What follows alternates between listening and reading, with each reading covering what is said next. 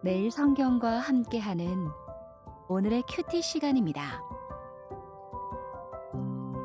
1월 4일 오늘의 말씀은 신명기 2장 1절에서 25절입니다.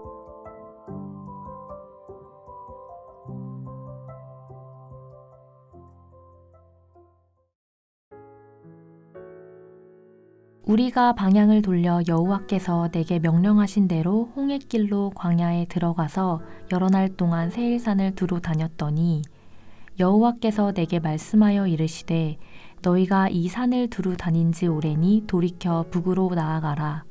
너는 또 백성에게 명령하여 이르기를 너희는 세일에 거주하는 너희 동족에서의 자손이 사는 지역으로 지날진대 그들이 너희를 두려워하리니 너희는 스스로 깊이 삼가고 그들과 다투지 말라.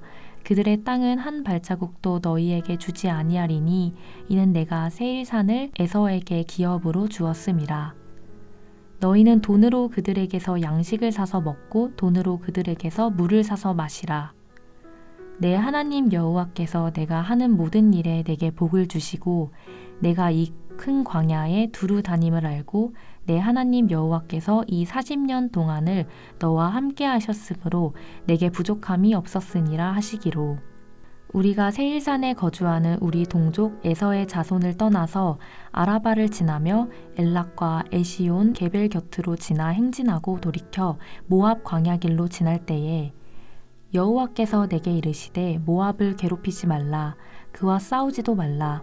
그 땅을 내가 내게 기업으로 주지 아니하리니 이는 내가 롯 자손에게 아르를 기업으로 주었음이라. 이전에는 에밈 사람이 거기 거주하였는데 아낙 족속같이 강하고 많고 키가 크므로 그들을 아낙 족속과 같이 르바임이라 불렀으나 모압 사람은 그들을 에밈이라 불렀으며 호리 사람도 세일에 거주하였는데 에서의 자손이 그들을 멸하고 그 땅에 거주하였으니 이스라엘이 여호와께서 주신 기업의 땅에서 행한 것과 같았으니라. 이제 너희는 일어나서 세렛 시내를 건너가라 하시기로 우리가 세렛 시내를 건넜으니 가데스 바네아에서 떠나 세렛 시내를 건너기까지 38년 동안이라. 이때에는 그 시대의 모든 군인들이 여호와께서 그들에게 맹세하신 대로 진영 중에서 다 멸망하였나니 여호와께서 손으로 그들을 치사 진영 중에서 멸하신 고로 마침내는 다 멸망되었으니라. 모든 군인이 사망하여 백성 중에서 멸망한 후에 여호와께서 내게 말씀하여 이르시되 내가 오늘 모압 변경 아르를 지나리니 암몬 족속에게 가까이 이르거든 그들을 괴롭히지 말고 그들과 다투지도 말라. 암몬 족속의 땅은 내가 내게 기업으로 주지 아니하리니 이는 내가 그것을 롯 자손에게 기업으로 주었음이라. 이곳도 르바임의 땅이라 하였나니 전에 르바임이 거기 거주하였으미요 암몬 족속은 그들을 삼순밈이라 일컬었으며 그 백성은 아낙 족속과 같이 강하고 많고 키가 컸으나 여호와께서 암몬 족속 앞에서 그들을 멸하였으므로 암몬 족속이 대신하여 그 땅에 거주하였으니 마치 세일에 거주한 에서 자손 앞에 호리 사람을 멸하심과 같으니 그들이 호리 사람을 쫓아내고 대신하여 오늘까지 거기에 거주하였으며 또 갑돌에서 나온 갑돌 사람이 가사까지 각 촌에 거주하는 아위 사람을 멸하고 그들을 대신하여 거기에 거주하였느니라. 너희는 일어나 행진하여 아르논 골짜기를 건너라. 내가 헤스본 왕 아모리 사람 시온과 그의 땅을 내 손에 넘겼은즉 이제 더불어 싸워서 그 땅을 차지하라. 오늘부터 내가 천하 만민이 너를 무서워하며 너를 두려워하게 하리니 그들이 내 명성을 듣고 떨며 너로 말미암아 근심하리라 하셨느니라. 1월 4일 목요일 말씀은 신명기 2장 1절에서 25절까지의 말씀입니다. 오늘 본문은 이스라엘 백성의 광야에서의 삶의 여정을 소개하고 있습니다. 하지만 40년의 역사를 모두 소개하지 않습니다.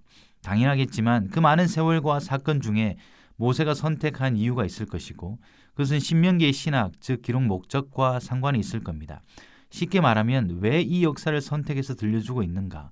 이 이야기를 통해서 모세가 전하고 싶은 교훈은 무엇인가에 집중할 필요가 있습니다. 오늘 본문 광야 여정에서 다른 민족과의 관계를 통해 하나님이 주시기로 한 땅의 의미를 말해줍니다. 그리고 그 땅이 어떤 방식으로 주어졌는지도 알려줍니다. 크게 가나안 땅을 둘러싼 세 민족에 대한 이야기입니다. 이들은 가나안 족속이 아니라 이스라엘과 역사적 뿌리가 깊은 세 민족 에서의 자손, 모압 그리고 암몬에 대한 이야기입니다. 이스라엘 백성의 광야 여정에서 세 민족을 대하는 방식과 세 민족이 거주하는 땅의 의미가 핵심입니다. 본문에 이 세 민족과 관련된 명령을 순차적으로 주시지만 일정한 패턴이 있습니다. 1절부터 7절까지는 에서의 자손과 그들의 땅에 대한 명령입니다. 두 번째는 모압 자손에 대한 명령입니다. 이 부분은 8절에서 15절까지의 말씀입니다. 세 번째는 암몬과의 관계로 16절에서 23절까지의 말씀입니다. 이야기의 시작은 그들이 방향을 돌려 여호와께서 명령하신 대로 홍해길로 광야로 들어갔다는 보도로 시작합니다. 이스라엘 백성은 에서의 자손, 즉 에돔 족속이 거하는 세일산 부근에서 오랫동안 머문 것으로 보입니다.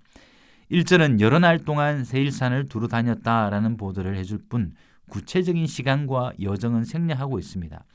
대신 신명기 저자가 우리에게 반복적으로 보여주는 장면은 이스라엘 백성이 에돔 족속의 근거지인 세일산을 지날 때 그들과 다투지 말라는 하나님의 명령을 계속해서 받습니다. 그들이 이스라엘을 두려워하겠지만 그들의 지경을 지날 때 돈으로 양식과 물을 사서 먹으라 라고 명령하십니다. 그 이유는 그 땅은 이스라엘 백성에게 유업으로 주지 않았기 때문입니다. 세일산은 에서의 자손에게 여호와께서 주신 땅이었습니다. 에돔이라는 호칭보다 에서의 자손 혹은 에서에게라는 말을 신명기가 사용하고 너희 동족이라는 표현을 직접적으로 사용하는 것을 볼 때 그들이 역사적으로 이스라엘의 형제라는 것은 분명히 보입니다. 물론 민수기에서는 에돔 왕이 이스라엘의 요청을 거절하는 장면을 보여주므로 긴장과 적대감을 느낄 수 있지만 광야 40년의 행로의 기본적인 명령은 평화적 이동이었습니다. 그로 인해 적어도 광야 생활 중에 에돔 족속 에서의 후손은 그들의 가나안 정복 대상은 아니었음이 분명합니다. 에서의 자손이 머무는 곳은 에서의 자손이 하나님께 선물로 받은 곳이라는 것은 분명합니다. 이어지는 모압과 암몬 족속 역시 동일합니다. 광야 여정에서 모압의 영토를 지날 때 그들을 괴롭게 하지 말고 다투거나 싸우지 말라고 말씀하십니다. 모압과 암몬의 역사는 창세기 19장의 아브라함의 조카인 롯과 두 딸의 이야기로 거슬러 올라갑니다. 모압과 암몬은 롯의 후손으로 이스라엘과 동족 관계입니다. 그래서 오늘 본문은 그들을 롯 자손이라 밝히고 그들의 땅을 여호와께서 유업으로 주셨다고 동일하게 말씀하십니다. 이스라엘은 그들의 땅을 지날 때 다투거나 그래서 싸우지 말아야 했습니다. 이 세 민족에 대한 이야기는 비슷한 패턴을 보이는데 그 명령은 분명합니다. 다투지 마라. 그들에게 여호와께서 땅을 선물로 주셨다입니다.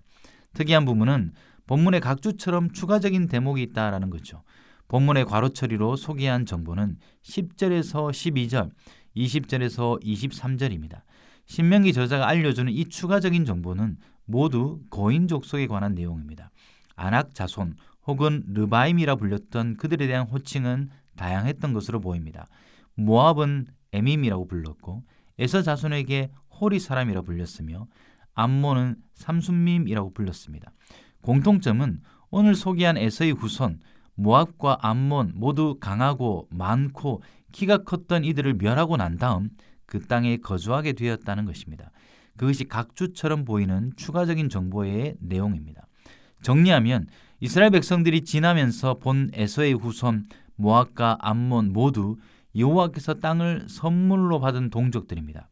그래서 이스라엘은 그들과 다투거나 싸워서는 안 되었습니다. 중요한 사실은 그들은 이전에 거하던 거인 족속들을 멸하고 오늘에 이르게 되었다라는 거죠. 오늘 본문이 말하는 의미는 분명해 보입니다. 신명기 기자가 40년 광야 생활 가운데 2세대에게 알려주는 역사적 회고의 목적은 땅을 선물로 주시는 하나님, 그들의 조상들이 두려워 순종하기에 실패했던 아낙 자손과 같은 거인 족속들을 에서, 모압, 암몬은 하나님의 멸하심과 그들의 무찌름을 통해 오늘에 이르게 되었다는 것을 가르쳐주고 보여주기를 원했던 겁니다. 오늘 본문 14절에 가데스 마네에서 떠난 이후 38년 동안 광야 1세대는 다 멸망했다고 이릅니다. 새로운 세대가 본격적으로 일어났습니다. 암몬 족속에 대한 명령은 본문의 순서상 새로운 세대에게도 해당되는 내용입니다. 이런 신명기의 신학적 인식은 이 세 민족에게 땅을 선물로 주신 하나님이 이스라엘에게도 주시기로 한 땅을 선물로 분명히 주실 것이라는 확신을 불러왔을 겁니다. 그리고 그들 앞에 있던 거인 족속들을 무찌르게 하신 하나님을 신뢰하는 산교육이 되었을 것이 분명해 보입니다. 이제 24절에서 하나님은 요단 동편 땅을 점령하라고 다시 명령하십니다. 그 땅을 차지하라라고 지시합니다. 하나님이 그들에게 넘기셨고 그들이 이스라엘을 무서워할 것이라 라고 약속하십니다. 오늘 소개되는 여정과 명령의 목적은 결국 이스라엘의 새로운 세대에게 용기와 믿음을 주기 위한 교훈입니다. 하나님이 광야 여정 가운데 보여주신 것들은 시간이 지남에 따라 세대가 변함에 따라 더 견고해지고 단단해졌습니다. 40년의 시간이 헛되지 않고 하나님의 약속은 신실하게 진행되고 있음을 보여줍니다. 좀 돌아가는 것 같아 보여도 하나님은 우리가 볼 것을 보여주시고 봐야 할 것에 주목하게 하십니다. 우리 삶에 의미 없는 시간들이 없다는 것을 기억하며 오늘도 믿음의 눈으로 바라보는 하루가 되시길 바랍니다. 기도하겠습니다. 하나님, 광야 여정 동안 명령과 보여주심을 통해 하나님의 계획을 보게 됩니다. 비록 이전 세대는 지나갔으나 하나님의 비전은 새로운 세대에게 계속 이어지듯이 오늘 우리의 시간을 통해 하나님 나라의 비전이 지속되고 나아갈 수 있도록 도와주시옵소서. 우리가 보는 것들 속에 하나님의 일하심을 느끼게 하여 주시옵소서. 예수 그리스도의 이름으로 기도드립니다. 아멘.